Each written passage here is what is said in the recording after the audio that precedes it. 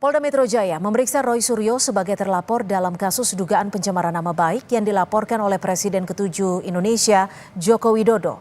Polisi memastikan kasus dugaan pencemaran nama baik Jokowi ini masih dalam proses penyelidikan. Polisi menyebut sudah memeriksa 24 saksi dalam tahap penyelidikan di kasus ini. Dalam kasus yang dilaporkannya adalah dalam penyelidikan. Kemudian pelapornya adalah saudara JW. Hari ini setidaknya ada 24 saksi yang telah diambil keterangan dalam tahap pendalaman di proses penyelidikan. Ada 2 saksi yang menjalankan proses klarifikasi, yaitu saksi saudara RS hadir, kemudian saksi saudara,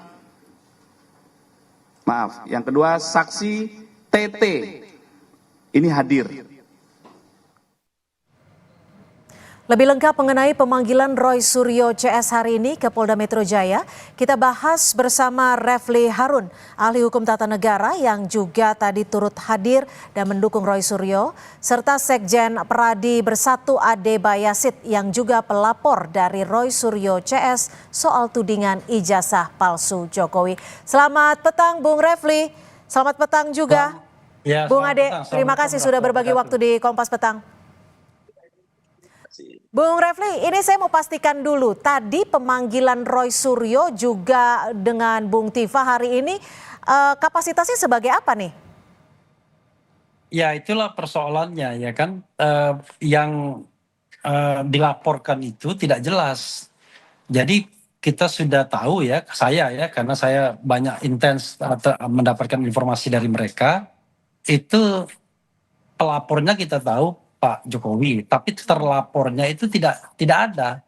Maka kemudian Roy Suryo hari ini menyatakan berkeberatan untuk menjawab semua pertanyaan itu. Makanya pemeriksaan dia cepat. Kurang dari pukul, ya kira-kira pukul 4 dia sudah selesai. Bahkan kurang dari pukul 4 ya. Pukul 2. Pukul 2 sudah selesai. Pukul 3 sudah selesai. Tapi ya. ada berapa pertanyaan yang disiapkan oleh pihak dari Polda Metro Jaya? Ada 2, saya katanya 2, sekitar segitu. Dari 26 pertanyaan itu yang bersedia dijawab Bung Roy ada berapa? Saya kira cuma terkait dengan data pribadinya saja ya. Itu pun tidak semuanya dia jawab ya, nama misalnya. Karena begini Mbak, sebenarnya kesalahan paling mendasar dalam surat panggilan undangan klarifikasi itu adalah menyebutkan tempus delicti dan locus delicti-nya. Jadi ya. Locus delicti-nya itu Jakarta Selatan, tempus delicti-nya 26 Maret 2025. Nah, di dalam kejadian itulah yang sesungguhnya ingin diklarifikasi. Ketika mau ditanyakan hal-hal di luar itu, yang sepanjang yang saya tahu Mas Roy menolak karena tidak sesuai dengan undangan klarifikasi. Sementara kejadian tanggal 25 Maret di Jakarta Selatan itu pun salah. Sebenarnya Jakarta Pusat ya tepatnya. Mas Roy nggak ada gitu. Jadi apa yang mau bisa dia jawab? Karena itulah dia kemudian bukan menolak ya, tidak bersedia untuk menjawab pertanyaan. Hal-hal yang tidak dia ketahui persis begitu. Oke, Bung Ade, Selasa lalu kan Anda membawa kurang lebih ada 16 item bukti ya, kalau tidak salah, terkait dengan keaslian ijazah Jokowi. Dari 16 bukti ini apa saja item-item yang Anda bawa ini? Benar sekali Mbak, dengan Mbak siapa? Cynthia, Bung Ade. Mbak Cynthia ya, Mbak Cynthia benar sekali. Kami advokat public defender itu menghadiri panggilan yang sebenarnya sih diatur kemarin ya, waktu 1 minggu sebelumnya Selasa yang lalu. Namun kami pada saat itu salah satu rekan kami masih berada di luar negeri, jadi begitu dia balik minggu setelah itu, minggu depannya kita datang untuk menyampaikan bukti-bukti dan pemeriksaan awal.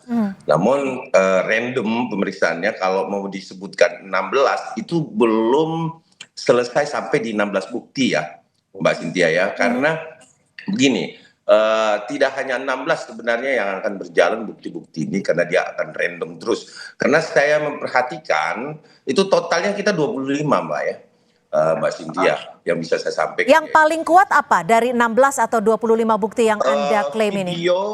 Video ada beberapa video itu termasuk alat bukti yang firm menurut kami. Terus kemudian ada screenshot ya yang memang di situ pernyataannya jelas itu diduga ya mengandung unsur pidananya di situ. Jadi alat bukti ini termasuk handphone juga, Mbak ya, yang kita gunakan untuk ada beberapa item handphone yang mungkin juga akan kita berikan kepada penyidik. Namun itu tidak terhenti sampai di situ karena begini. Saya ingin sampaikan kepada masyarakat Indonesia di sini bahwa bangsa kita bahwa ini adalah pidana berkelanjutan.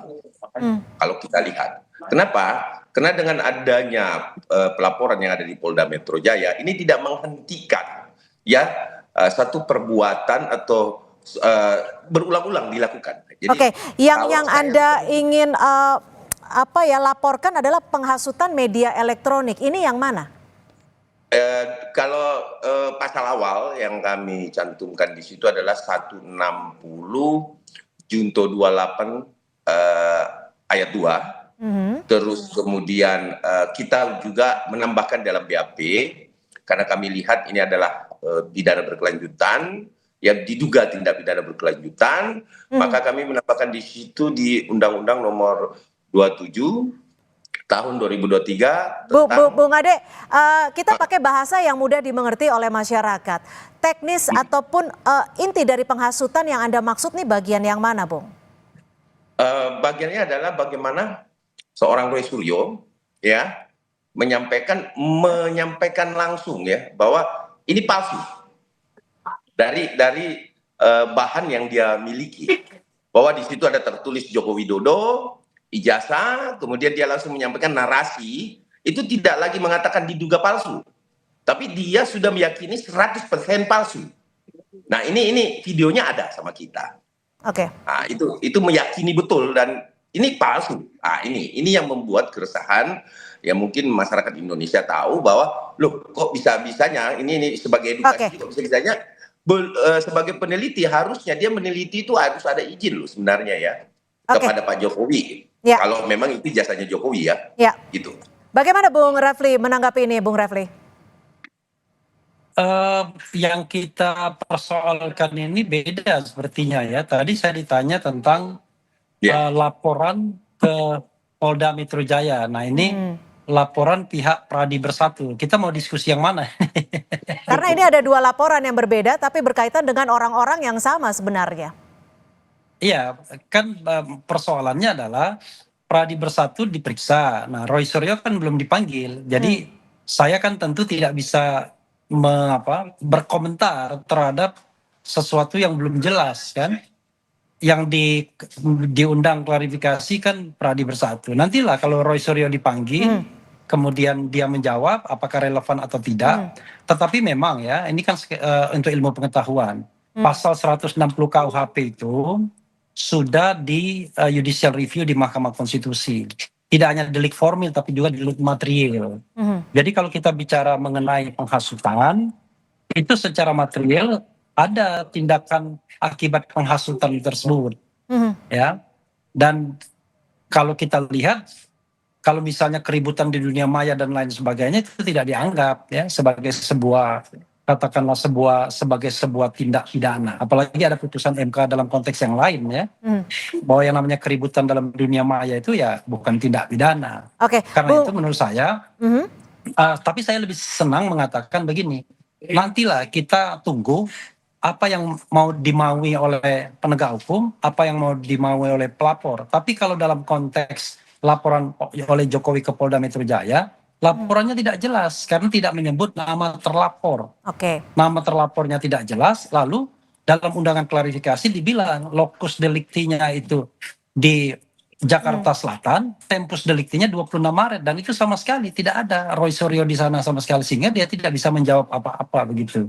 Karena kalau kita mau datang untuk diklarifikasi ya tentu kan sesuai dengan materi undangannya. Nah, materi undangannya itu nggak jelas. Jadi menurut Anda Jelas pun di ini tempus untuk naik ke dan penyidikan akan sulit ya dari pemeriksaan yang tadi ya? iya, kalau misalnya secara subjektif Roy Suryo saja, karena kosong akhirnya, tidak ada yang kemudian bisa disampaikan karena penyelidik dari awal sudah keliru begitu. Dia menunjuk satu kejadian yang sangat spesifik dan ternyata di dalam kejadian tersebut Roy Suryo itu tidak ada sama sekali, tidak hadir di sana. Oke. Gitu. Yang hadir orang lain begitu. Dan Dr. Tifa juga tidak hadir di situ. Gitu. Lalu bagaimana Anda membaca dan juga melihat dari netralitas pihak Polri sendiri terkait dengan kasus ini? Ya, begini, saya di channel saya ya, itu mengadakan polling apakah Anda percaya polisi netral atau tidak. Dari 103.000, saya ulang lagi, dari 103.000 yang mengisi polling tersebut, itu hanya 6 atau 7% saja, 7% kalau tidak salah, yang mengatakan percaya netral. Selebihnya 93% mengatakan tidak percaya. Jadi ini saya kira persoalan trust yang klasik sesungguhnya. Termasuk misalnya kalau kita bicara uji laboratorium forensik dan lain sebagainya. Karena sekali lagi yang kita cari ini bukan ngotot-ngototan, yang kita cari itu kebenaran dan bukan pembenaran, serta bukan semangat untuk saling memenjarakan. Menurut saya justru ya yang harus kita cari kebenarannya itu adalah apakah Pak Jokowi memiliki ijazah yang asli atau tidak. Dan itu harus verified. Verified itu melalui forum yang resmi. Misalnya putusan pengadilan yang berkekuatan hukum tetap. Karena kasus ini kan sudah berjalan di 3 fora. Ada perbuatan melawan hukum, ya gugatan di Solo, kemudian ada pelaporan di Barreskrim, dan ada pelaporan pencemaran nama baik atau pengaduan di Polda Metro Jaya. Nah, ketiga itu kan intinya sama, mempertanyakan apakah ijazah Pak Jokowi asli atau tidak. Nah, itulah yang belum mendapatkan jawabannya kita, baik secara hukum, secara sosiologis maupun secara politis. Ya. Mungkin ini yang bisa dijawab oleh Bung Ade. Bung Ade memiliki 25 bukti yang tadi sempat disebutkan. Apakah dari ke-25 bukti-bukti ini ada salah satu setidaknya yang menguatkan bahwa ijazah Jokowi ini asli? Jadi gini Mbak, ya kita kan pihak pelapor ya. Pihak pelapor itu Mbak Cynthia adalah tugasnya itu menyuguhkan alat bukti kepada penyidik ya, untuk menjadi bahan nanti kepada penyidik pasal mana yang tepat, yang ini kan masih tahap penyelidikan ya, pasal mana yang tepat yang akan disangkakan atau digunakan ya untuk di-matchkan dengan barang bukti yang ada. Nah, ada beberapa barang bukti memang sehingga kenapa kita menyampaikan bahwa ada pasal tambahan yang kita sempat sampaikan di dalam BA berita acara pemeriksaan itu adalah 65 pasal 1, 2, dan 3 di Undang-Undang 27 tahun 2022 tentang perlindungan data pribadi. Nah, kalaupun misalkan menurut Bang Refli tadi 28 ayat 2 ITE itu dicabut, tapi di situ di dalam penjelasan MK juga tidak lebih eksplisit bahwa dicabut totally 22 ayat pasal 28 ayat 2 itu tidak berlaku lagi, atau 27 ayat sekian itu tidak berlaku lagi. Tidak disebutkan secara eksplisit di situ. Oke, gini deh, Bung Ade, untuk bahasa sederhananya seperti ini. Anda kan juga sempat mengatakan bahwa apa yang dilakukan oleh Roy Suryo CS ini sudah di luar batas. Tapi di sisi lain, Bung Roy Suryo juga mengklaim bahwa memiliki bukti yang bisa dikatakan saintifik soal ijazah dan juga skripsi Pak Jokowi. Apa yang membuat Anda sebenarnya terganggu sehingga memberikan laporan?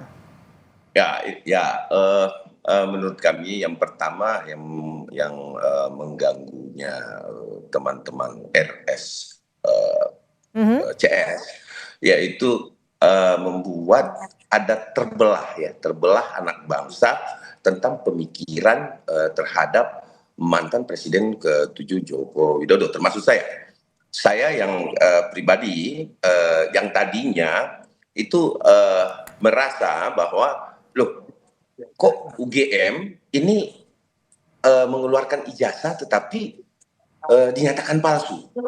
Secara saintifik ini kan belum pernah dilakukan penelitian ya Mbak ya, belum pernah uji forensik. Nah sekarang sudah diuji forensik oleh Mabes Polri. Nah ini isu-isu ini mengganggu kami juga sebagai aparat penegak hukum bahwa ini terjadi pembiaran di sini sehingga pemikiran-pemikiran kita menjadi terbelah antara percaya dan Oke. tidak percaya. Tentunya kita dirugikan lah secara Baik. pemikiran ya, terus kemudian sebentar Mbak ya, kemudian secara salah satu contoh ya seperti disebutkan teman kami bahwa Ya. keluarga kami pun menjadi tidak percaya kepada UGM. Nah, Oke. ini persoalan kan?